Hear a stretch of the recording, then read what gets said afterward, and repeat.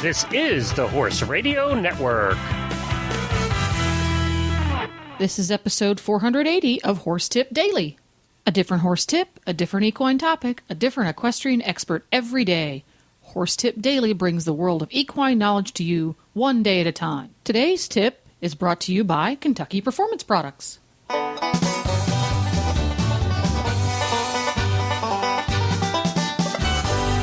Hi, Coach Jen here, and thanks for tuning in to Horse Tip Daily. Today's tip is from Julie Fershtman.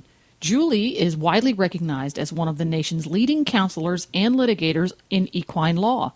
Her practice crosses all equine breeds and disciplines and serves a wide range of equine professionals and associations.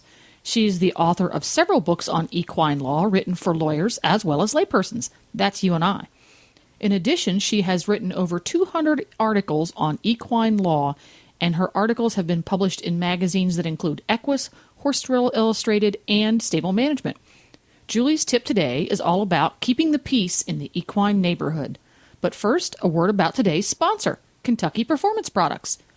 Choosing a supplement can be confusing. How do you know which one is right for your horse? Kentucky Performance Products will simplify your search for effective, research-proven supplements because they provide solutions to specific problems. A great example is Joint Armor, scientifically formulated joint supplement. The components of Joint Armor provide multi-action support to joints by maintaining fluid motion and flexibility, supporting normal cartilage development, and reducing joint deterioration. Choose Joint Armor from Kentucky Performance Products and provide your horse with the building blocks necessary to maintain healthy joints throughout his lifetime. Ask for Joint Armor by name at your local tack or feed store, or visit them online at kppusa.com. Now, enjoy today's tip. And here we are once again with Julie Fershtman, all about equine law. I've got a headache already. No, not really. What are we going to talk about today, Julie? What have we got on the docket? I like that word. Let's talk today about how people can protect their right to keep horses in their community, especially in an age of urban sprawl and people who are not exactly horse-friendly as much as they used to be. That's a good one because there are a lot of communities out there struggling with this issue. Absolutely. Let's go to it. Well, it started with me, too. About, 20 years ago in my community where I live. It was a very unique place. It's a suburb of Detroit and totally uncharacteristic for its suburban location. People had horses and small horse facilities of just a few acres, and it was beautiful when I first moved in. But then things changed because the lots that were anywhere from 2.5 to 5 or 6 acres became really attractive to people who wanted to build massive houses. And what began to occur after my husband and I bought our house was people buying out the horse properties, tearing down the barns, and building very, very large homes. And these people really didn't care much for the horses in the neighborhood. So my personal interest was trying to help the horse community, especially when there was a proposal to change the zoning that would have made it really hard to keep horses. Maybe you've seen things like this happening, where people moving in are not horse-friendly, and they want to change the rules. Oh, gosh, yes. I'm from Pennsylvania originally, and it's a very big problem with private property as well as public property in Pennsylvania. That people who, and we have it to some degree here in Kentucky, if you ride bicycles or hike, you're frequently not welcome as a horse rider on properties that are allowed to have that kind of thing. So sounds like you've got some ways that we can kind of get at it before the get to the sprain before the leg breaks. I do. I've got 5 tips. Oh, 5. Can I rattle them off? Get your pencils out, folks. Unless you're in the barn and all you've got is a shovel. But the first is to try to get active in your community. If you're concerned that your community is going to change the rules, change the ordinances to make it harder to keep horses, well, become one of them. Become one of the people who would be involved in proposing these changes. So get active in the community. Join community organizations. These are the feeder groups for community government. With all the time you have, which is probably very little, it's worth it to add some degree of community involvement to your time. Once the people get to know you, they may be less inclined at those high governmental levels to change the rules on you. So the first rule is get active. The second one, I think, holds true for people with horses everywhere, and that is try to keep your horse facility as neat and clean as possible. And that was what people in my community did when we had mega houses moving in and fewer horses.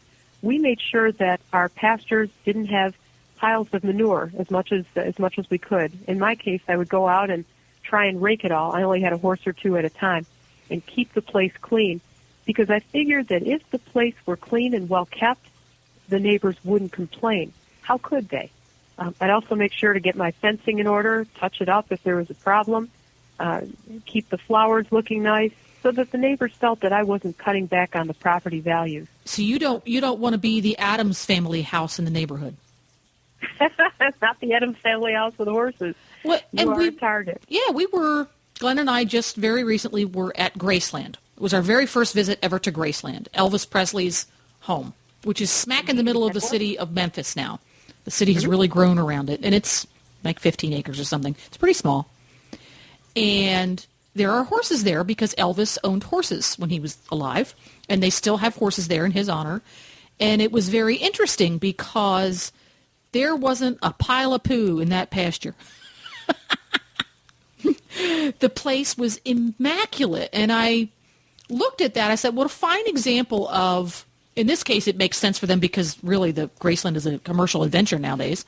But they've really made themselves city-friendly.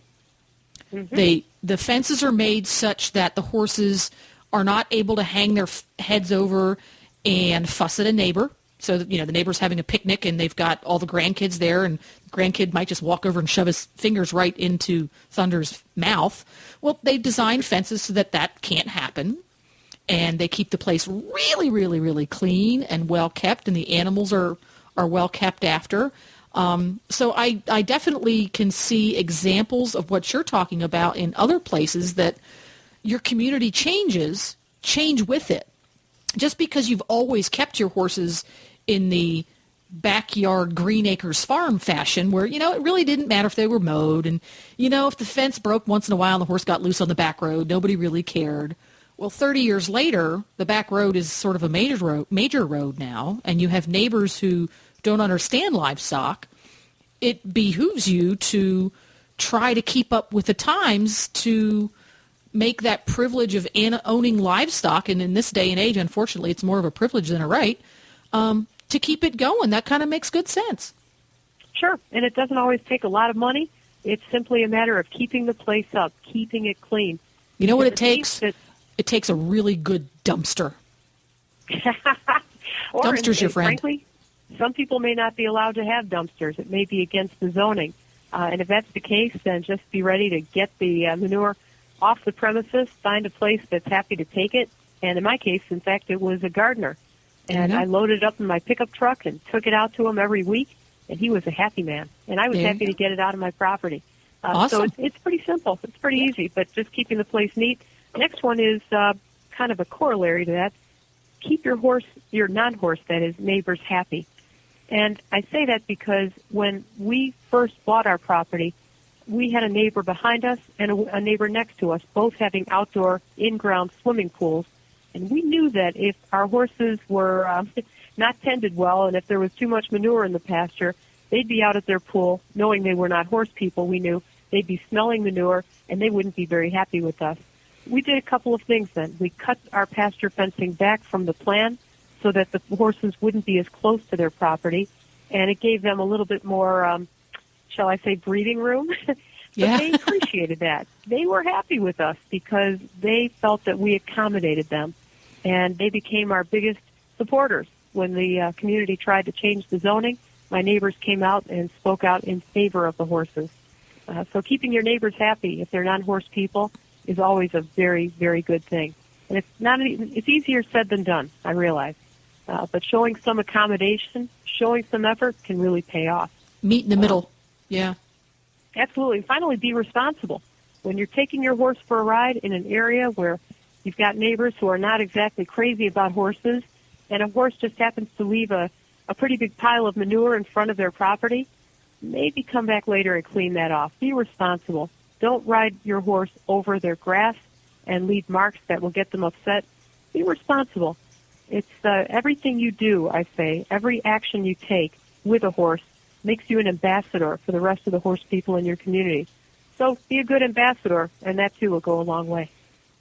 Absolutely. I distinctly remember quite a few angry neighbors waving arms when you ride down a paved driveway especially, and the horse leaves a pile in the driveway. By golly, even if you're like me and you have a car, I don't even have a pickup truck, I have a little car, before you need to, figure out a way that when your horse leaves something behind on a piece of ground that you have permission to use, whether it's your neighbors or just a public road that is frequented by folks in the neighborhood who maybe don't appreciate horses for what they are. Right. Figure out a way that you can sweep it off the road into the woods alongside the road, or pick it up and dispose of it appropriately in a manure pile. So, and believe it or not, I've actually seen letters to the editor in newspapers complaining about horse poop on public roads. And take a wild guess what town in Pennsylvania the letter to the editor was in. Probably an Amish town. Lancaster, Pennsylvania, which is, you know, at last time I checked, some 20% of the population is Amish and therefore uses a buggy to transport themselves around. Somebody actually wrote a letter to the editor complaining about the manure in the streets in the city, and that, you know, there needs to be somebody come out and clean it up. Now, in Lancaster, Pennsylvania, it was just a laughingstock because the local economy is really strongly supported by that community because of the tourism. But be aware that, you know something, I feel the same way about doggy doo. You know, when somebody doesn't clean up their doggy mess, I get really, really cranky. So I have to try to project that onto a non-horse person. They probably find the same sense of offense that I would about doggy doo. I look at horse poo and go, well, big deal. But a non-horse person would look at it the same way as somebody's dog going to the potty in their front yard and not cleaning it up. It's really a simple effort, I think, if people just remember the perspective of the non-horse individual out there. Think about how that person looks to your activity, and with those eyes, with that mindset, try to rethink what you're doing. And I think you're right. Small efforts like cleaning things up might be all it takes to shut somebody up and make them a proponent of your activity. They'll leave you alone. Yeah. And maybe if you notice that one of those neighbors is a gardener, mention to him when you're having a conversation over iced tea sometime that, you know, you compost your horse manure because it's the green thing to do, and you would be very happy to bring some to him every spring and spread it on his garden.